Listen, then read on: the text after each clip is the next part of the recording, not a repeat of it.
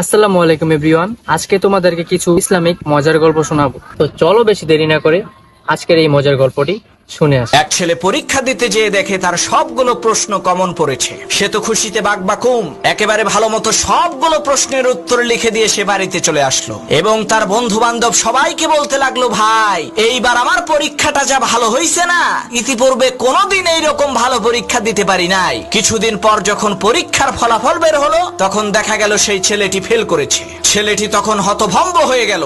সে চিৎকার করে কান্নাকাটি শুরু করলো। আসলে সে বুঝতেই পারছিল না সে ফেল করলো কিভাবে। তখন খবর নিয়ে জানা গেল ছেলেটি প্রশ্নের উত্তর ঠিকই দিয়েছিল, কিন্তু পরীক্ষার খাতার মধ্যে তার নাম লেখে নাই। এই নাম না লেখার কারণে এই ছেলেটি ফেল করেছে। ঠিক একই ভাবে যারা আল্লাহ এবং তার রাসূল মুহাম্মদ সাল্লাল্লাহু আলাইহি ওয়াসাল্লামের উপরে ঈমান আনে নাই, তারা যত ভালো কাজই করুক না কেন, তাদের প্রশ্ন যতই কমন পড়ুক না কেন, ঈমানদারের খাতায় নাম না লেখানোর কারণে দেখা যাবে হাসরের ময়দানে তারা ফেল করেছে।